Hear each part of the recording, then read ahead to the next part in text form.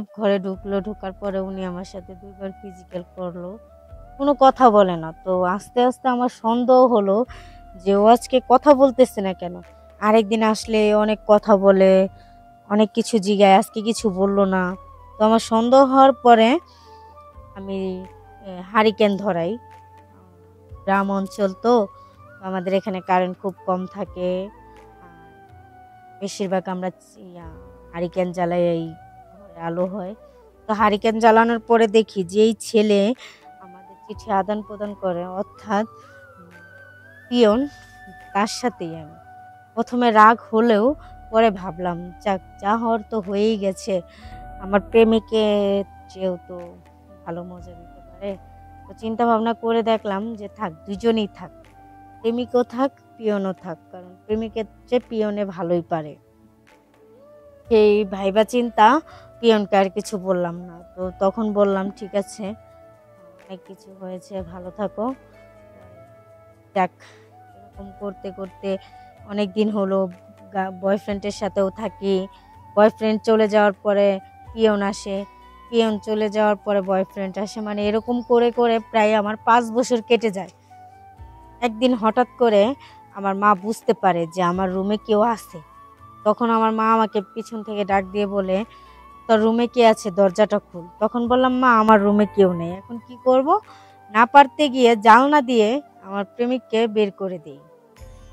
আমার মা আসলো, আইসা দেখে যে আহাসেই আমার রুমে কেউ নাই। যাক, যা হয় ভালোই হয়। একটুর জন্য বাবা-মার কাছ থেকে বেঁচে গেছি। তো বাবা-মা যাওয়ার পরেই আমার পিয়ন আসে। আসার পরে পিয়নের সাথেও খুব ভালো ফিজিক্যাল লাইফ হয়। খুব ভালো লাগলো। আসসালামু আলাইকুম। আশা করি সবাই ভালো আছেন। হ্যাঁ, আমি ভালো আছি। এখন আমি ছোট্ট একটা গল্প বলবো। সেই গল্পটা যদি সবার ভালো লাগে, অবশ্যই লাইক, কমেন্ট, শেয়ার করবেন। আর সবার কাছে দোয়া চাচ্ছি, আমি যাতে এরকম গল্প আরও বলতে পারি, সেই সুযোগটা আমাকে সবাই দিবেন। তো আমি মেইন গল্পে আসতেছি। আমি মধ্যবিত্ত এক ফ্যামিলির মেয়ে।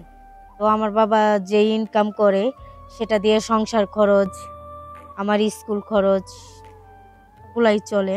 কিন্তু আমার বাবা আমাকে ফোন কিনে দিতে পারতো না। আমি বাবাকে অনেকবার বলছি, "বাবা, আমাকে একটা মোবাইল কিনে দাও।" কিন্তু বাবা দিত না। কারণ বাবার সেই সামর্থ্য ছিল না। তো আমি একটা ছেলেকে ভালোবাসতাম। তো ওর সাথে যোগাযোগ করতেও তো আমার একটা ফোন লাগতো। বাবা দিত না।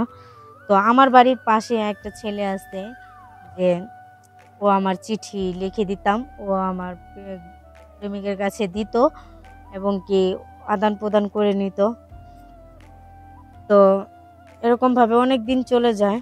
আমার প্রেমিক আমার বাড়িতে আসে, যায়, আসে, যায়। করতে, করতে প্রায় ১ বছর হয়ে গেছে। পরে একদিন চিঠিতে লিখছি যে রাত ১২টা বাজে তুমি আমার বাড়িতে আসবা আমার সাথে দেখা করতে। তো পরে আসার পরে আসছে, কোনো কথা বলে নাই। চুপচাপ ঘরে ঢুকলো, ঢোকার পরে উনি আমার সাথে ২ বার ফিজিক্যাল করলো। কোনো কথা বলে না। তো আস্তে, আস্তে আমার সন্দেহ হলো যে ও আজকে কথা বলতেছে না কেন? আরেকদিন আসলে অনেক কথা বলে, অনেক কিছু জিগায়, আজকে কিছু বলল না। তো আমার সন্দেহ হওয়ার পরে আমি হারিকেন ধরাই। গ্রাম অঞ্চল তো, আমাদের এখানে কারেন্ট খুব কম থাকে। আর বেশিরভাগ আমরা হারিকেন জ্বালাই, এই ঘরে আলো হয়। তো হারিকেন জ্বালানোর পরে দেখি যে এই ছেলে আমাদের চিঠি আদান-প্রদান করে, অর্থাৎ পিয়ন, তার সাথেই আমি। ১ম এ রাগ হলেও পরে ভাবলাম যাক, যা হওয়ার তো হয়েই গেছে। আমার প্রেমিকের চেয়েও তো ভালো মজা দিতে পারে। তো চিন্তা ভাবনা করে দেখলাম যে থাক, দুজনেই থাক। প্রেমিকও থাক, পিয়নও থাক। কারণ প্রেমিকের চেয়ে পিয়নে ভালোই পারে। সেই ভাইবা চিন্তা পিয়নকে আর কিছু বললাম না। তো তখন বললাম, ঠিক আছে, অনেক কিছু হয়েছে, ভালো থাকো। যাক, এরকম করতে, করতে অনেকদিন হলো বয়ফ্রেন্ডের সাথেও থাকি। বয়ফ্রেন্ড চলে যাওয়ার পরে পিয়ন আসে। পিয়ন চলে যাওয়ার পরে বয়ফ্রেন্ড আসে। মানে এরকম করে, করে প্রায় আমার ৫ বছর কেটে যায়। একদিন হঠাৎ করে আমার মা বুঝতে পারে যে আমার রুমে কেউ আছে। তখন আমার মা আমাকে পিছন থেকে ডাক দিয়ে বলে, "তোর রুমে কে আছে? দরজাটা খুল।" তখন বললাম, "মা, আমার রুমে কেউ নেই।" এখন কি করব? না পারতে গিয়ে জানলা দিয়ে আমার প্রেমিককে বের করে দেই।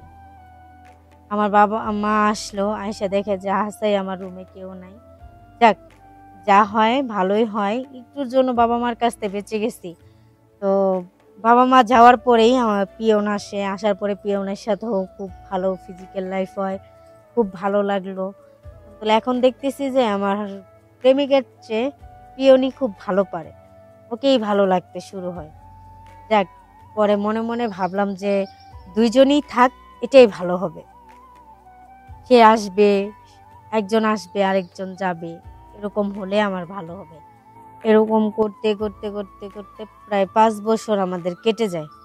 কেটে যাওয়ার পরে ভালোই কাটতেছিল। একদিন হঠাৎ করে আমার প্রেমিককে জিজ্ঞেস করে, আচ্ছা, আহ, চলো আমরা বিয়ে করে নিই। পরে ভাবলাম যে এত তাড়াতাড়ি বিয়ে করব, লেখাপড়া এখনো শেষই হয়নি, লেখাপড়া শুরু করছি। তো ওকে বললাম, দেখো আমরা যেমনি সময় কাটাচ্ছি এইভাবেই থাক, যখন মেট্রিক পরীক্ষা দিব তারপরে বিয়ে চিন্তা ভাবনা করবো। কিন্তু ও তো মানতেই চাচ্ছে না ও আমাকে বিয়ে করবে। এখন আমি তো চাচ্ছি ওকে বিয়ে করব না, কারণ আমার এইভাবেই ভালো। ওর সাথে বিয়ে হলে তো পিয়ন আর আমার বাড়িতে আসতে পারবে না। পিয়নকে তো আমার খুব ভালো লাগে, কারণ ওর চেয়েও ভালো দেয়। তো ওরে আমি বলতে পারতেছি না যে বিয়ে করতে পারবো না। ও আমার কথা বুঝতেই পারতেছে না, বুঝতেই চায় না, ও আমাকে বিয়ে করবেই। আচ্ছা ঠিক আছে, তাহলে আমাকে কিছুদিন সময় দাও, আমি ভেবে তোমাকে বলতেছি তোমাকে বিয়ে করবো কিনা। তো এরকম করতে করতে প্রায় 1 সপ্তাহ হয়ে গেছে, ও আসে না। পিয়ন আমার কাছে আসে যায়, 1 সপ্তাহ ওর সাথে আমার কোনো যোগাযোগ নাই। হঠাৎ একদিন বলল, তুমি কি আমার সাথে যোগাযোগ বন্ধ করে দিচ্ছ, আমার ফোন ধরছ না, তোমাকে বললাম বিয়ে করব, তুমি তার কোনো উত্তর দিচ্ছ না। পরে আমি বলি, দেখেন আপনার সাথে আর আমি সম্পর্ক রাখতে চাই না, আপনি আপনার মতো থাকেন, আমি আমার মতো থাকি। আপনার সাথে রিলেশন করছি ঠিক আছে, আপনিও মজা মারছেন আমিও মজা মারছি, এই জন্য যে আপনাকে আমার বিয়ে করতে হবে এটা কোথাও লেখা নাই। তো ভাই আজকের পর থেকে আপনার সাথে সম্পর্ক রাখতে পারবো না, আপনি আপনার মতো থাকেন, আমি আমার মতো থাকি। এই কথা বলে আমি ওর কাছ থেকে চলে আসি। পরে রাত্রে ফোন দেই পিয়নকে যে তুমি আমার বাসায় আসো। পরে আসার পরে ওকে বললাম, দেখো এরকম এরকম বলতেছে, তো আমি কি করবো। পরে পিয়ন বলে, তোমার যেটা ভালো লাগে তুমি সেটাই করো, তুমি বিয়ে করলেও করতে পারো, নাও করতে পারো, এটা নিয়ে আমি কিছু বলতে পারবো না। পরে আমি পিয়নকে বললাম, আমি তো এখন ওর চেয়ে তোমাকে বেশি ভালোবাসি, আমি তোমাকে বিয়ে করব। পিয়ন বলল, পাগল হয়ে গেছো নাকি, তোমাকে আমি বিয়ে করব? আমার ঘরে বউ আছে, বাচ্চা আছে, তো তোমার সাথে তো জাস্ট মজা মারছি, তোমারও মজা লাগছে আমারও লাগছে। এই কথা শোনার পরে আমার মনে হয় যে আমার মাথার উপর আসমান ভেঙে পড়ছে। ওই ছেলের জন্য আমি আমার 5 বছরের রিলেশনটা বন্ধ করে দিছি, আর ও আজকে এই কথা বলতেছে। তাহলে দেখেন, অতি লোভে তাঁতি নষ্ট, বেশি লোভ করছি দেখা আমার আমও গেছে ছালাও গেছে। তো দেখেন, একটা জিনিস পাইতে যায় আরেকটা জিনিস হারাই ফেলছি। বলে না, মুরব্বীরা সব সময় বলে চকচক করলে নাকি সোনা হয় না। তো আমি ওরে চকচক করতে দেখে সোনা ভাইবা কাচের মধ্যে হাত দিছি, সেজন্য আজকে আমার এই অবস্থা। তো সবার কাছে বলি, আমার মতো এরকম ভুল করবেন না। যে আপনাকে চায় আপনি তাকে চান না, আর যে আপনাকে চায় না আপনি তাকে চান। সব সময় চেষ্টা করবেন, যে আপনাকে চায় আপনি তাকে চাওয়ার চেষ্টা করবেন, যে যাকে আপনি চান সে আপনাকে চায় না। তো দেখেন, আমি সামান্য ভুলের কারণে আজকে আমার 2 দিকই চলে গেল। ওর জন্য আমি ওকে না করছি, এখন ওই আমাকে ছেড়ে চলে গেছে। তো আমি ভুল করছি, সেই ভুলের ক্ষমা হয়তো বা আমি পাবো না, কারণ আমি একজনের মনে কষ্ট দিছি। তো আমি সবার কাছে মাপ চাচ্ছি, সবাই আমার জন্য দোয়া করবেন। আর সবার কাছে বলি, আমার ভুল হলে, আমি যে গল্পটা বলছি যদি একটুকু ভুল হয়ে থাকে, সবাই মাপ করে দিবেন। আর আমার ভিডিওটা যারা যারা দেখবেন লাইক কমেন্ট শেয়ার করবেন। আসসালামু আলাইকুম।